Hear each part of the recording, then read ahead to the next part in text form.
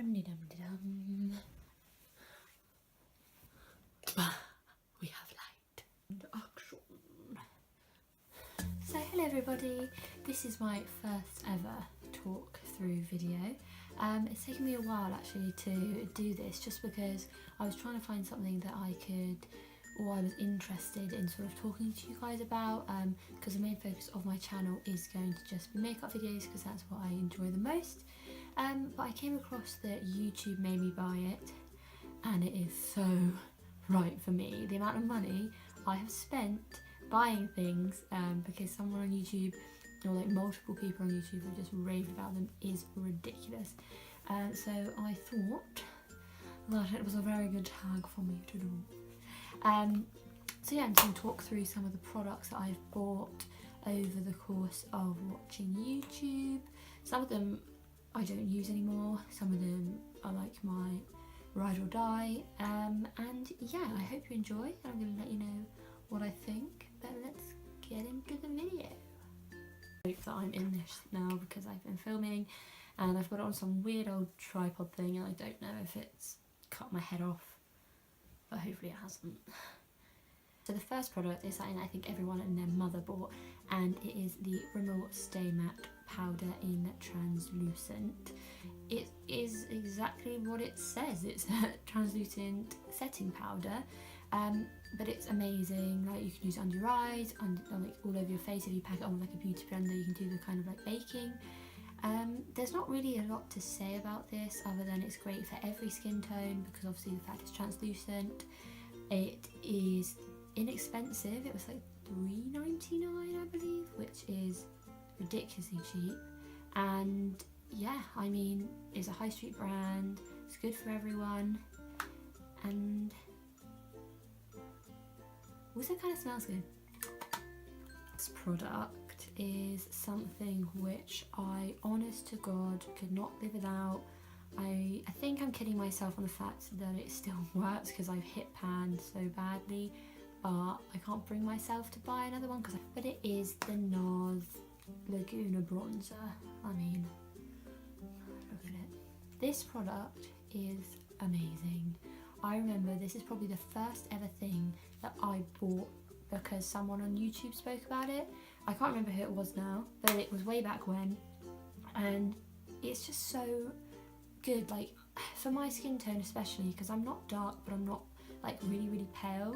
I think the lights in this do like make me come across as quite pale, but I've got kind of like an olivey skin colour, and I think this is just the perfect sort of bronzer shade.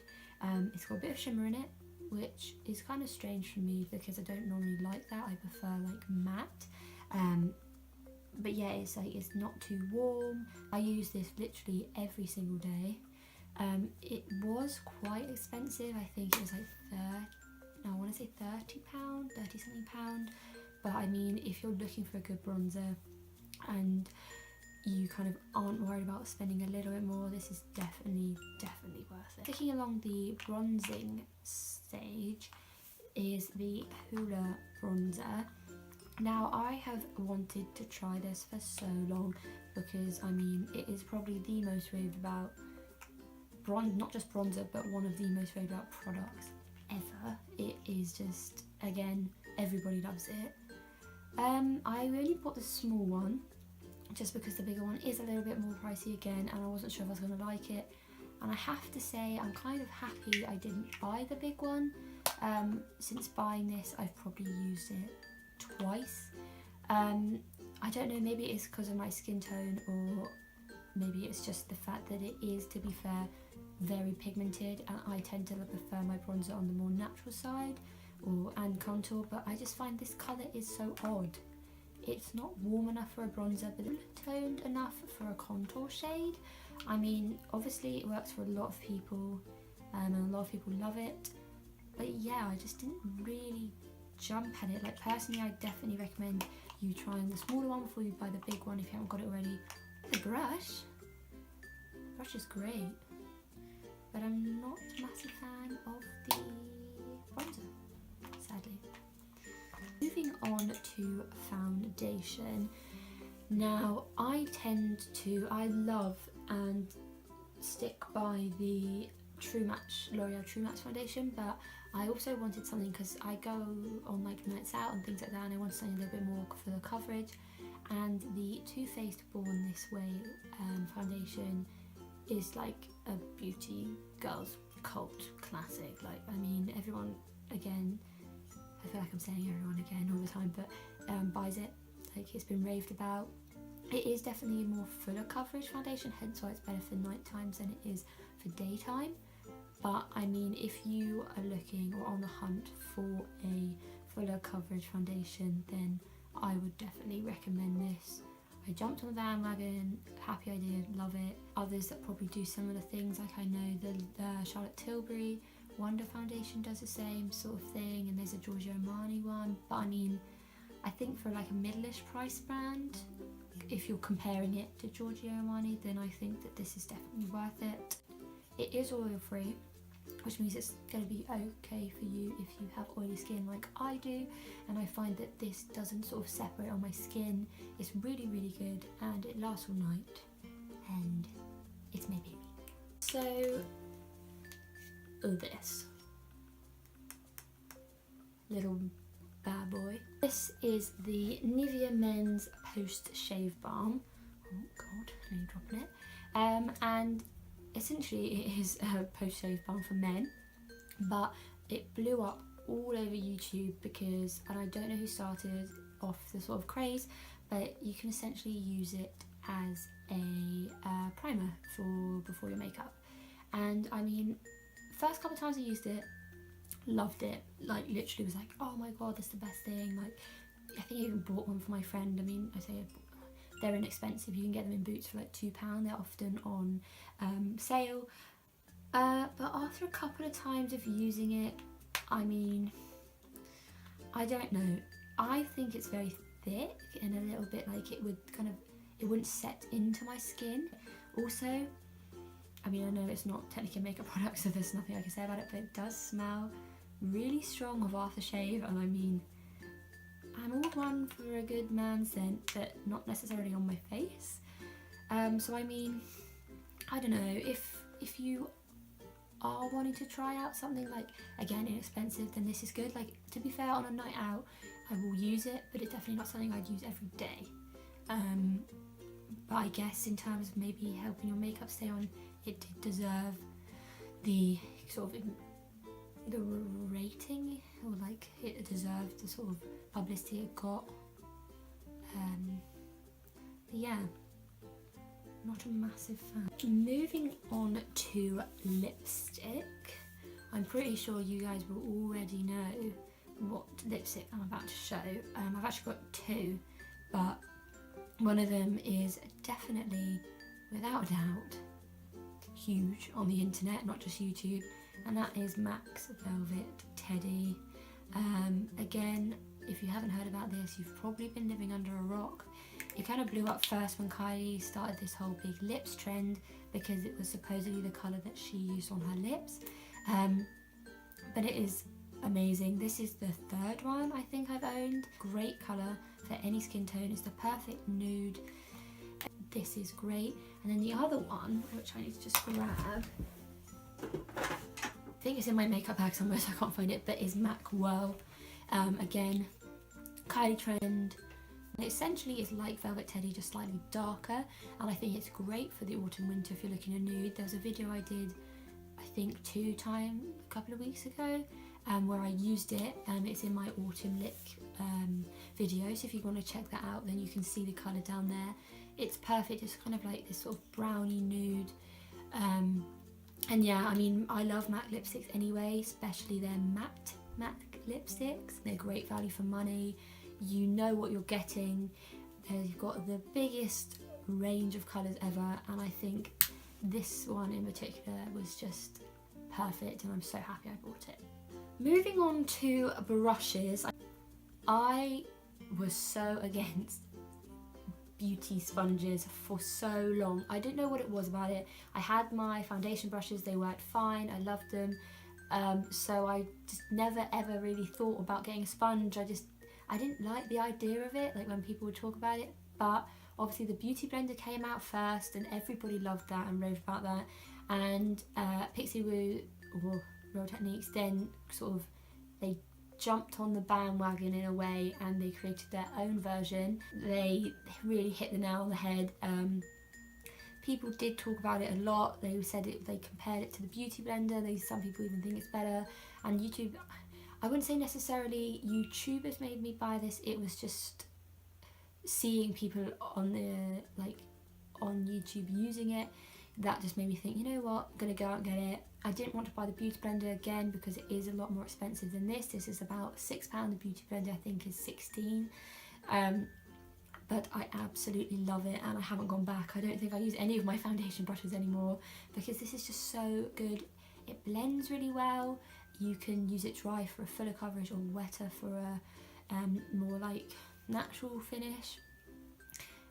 This one is a bit dirty, but you can get them in packs of like 3, 4, and this is definitely worth every penny. It's definitely worth the hype it gets. I think sponges on the whole are just great. So if you were like me and you hate the idea of using a sponge, do it. You won't regret it. Oh no, they can hear me.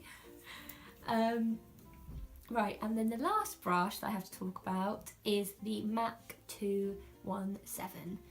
Again, way back when this was raved about all the time. I literally think every YouTuber loved this brush. It's great, I do love it. I think it just is so easy to, if I had to have only one eye brush, I would definitely have this because you can use it to sort of pack on the lid and blend as well. It is just such a good multi-purpose brush. I will say for a brush, it is expensive. I think that you can probably find quite a lot of dupes for it, which probably do the same thing, but I don't know, it's just so nice when you just want to treat yourself, which I tend to do a lot of the time. But yeah, no, I really liked it. I think it's such a good brush, and I mean, there's not really much more I can say about it than go buy it. So yeah, I feel like in this video I'm just trying to get everyone to buy stuff, but you know, I did, so everyone else should, because then I won't feel so bad. I really quickly wanted to mention the Naked palette, just because I think everybody who does this video, actually I'm pretty sure nearly everybody I've seen that does this video has mentioned these, just because like they define YouTube made me buy it. Everyone used to love this palette. I loved it when I first got it, used it all the time. I mean, I will still reach for this, especially when, because I tend to do or like to do my friends' makeup quite a lot.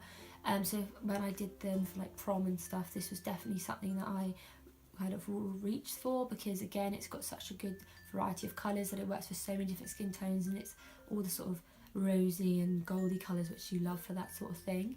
So I think that it is such a good palette. I don't reach for it very often anymore, just because I prefer matte shades, and there's only really 2 in this palette. But I think if we're going on YouTube maybe buy it, and was it worth it? It is worth it. It's a great palette to have in your collection. I do use it, and I mean, it's furry, which is really nice. Rather parched. Don't want to get any lipstick on my cup. I'm going to talk about our 3 highlighter products, because highlighters are one of my favourite things. I'll start off with the most expensive, and that is the Anastasia Glow Kit. I got mine in Gleam. They're great. I think they this one in Crush Pearl is definitely my favourite. It is just beautiful. It is £40 for the whole thing, which does seem like a lot, but that kind of equates to £10 per pan, which I think when you consider the size of them, and they are actually quite deep. I think they come out. Yeah, that is quite, I think anyway, a good price that you're paying, because they are amazing. They are great because you can build them up. So I tend to wear this one sort of on a day-to-day basis, but again, you can kind of layer them up and mix them and match them. This one as well can be quite good if you're wanting sort of a you want to add some sort of shimmer into your bronzer. Again, this one if you want to add some shimmer into your blush. So I think it's a great product, definitely worth the hype it got, and I will, when it comes back in stock, probably be repurchasing, or should I say purchasing the other ones. I'm quite intrigued by the Moonchild one, just because it's got a lot of lighter colours which could be quite fun to play around with. Max Soft and Gentle. Now I bought this a couple of years ago because I hadn't really heard of highlighter before this, and I guess this isn't technically a highlighter, although a lot of people use it as one. Like it, I do really like it. When I first got it, loved it, used it all the time. What I would say though is if you are in the market for an actual highlight, because this is a skin finish, it isn't very pigmented, so it's really shimmery, but there's not really a lot of pigment to it, in my opinion anyway. I wouldn't recommend it.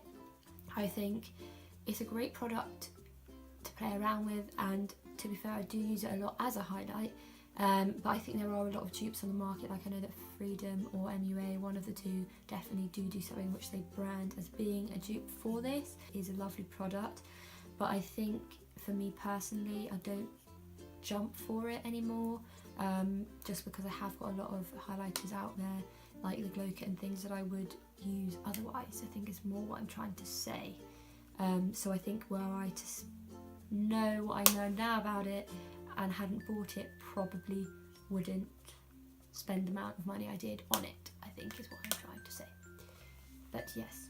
Final product is the Sleek Makeup or Highlight palette in the colour Solstice. Sorry, I think I'm probably blinding people. It's kind of difficult to show, but it is just amazing. It's really inexpensive. I think it's £10. I know a lot of the big YouTubers out there loved it. There's 1 cream highlight and 3 powder highlights. I don't tend to use a cream just because I'm not a big fan of cream highlights, but the 3 powders I use all the time, especially this pink one here. And I just think, I don't understand how they could make products so well pigmented and so they have for the price that you pay. I think each pan is a pretty decent size. Obviously it equates to like £2.50 a pound, which is ridiculous. And yeah, I mean, the packaging's beautiful, the colours are beautiful, the price is beautiful. I really hope that you enjoyed this video. So if you guys did like this video, then please let me know and give the video a thumbs up. And if there's anything else that you would like me to film, like makeup tutorials or anything kind of sit down talking like this, then please let me know, because I'd love to do that. I'll see you in my next video. Bye!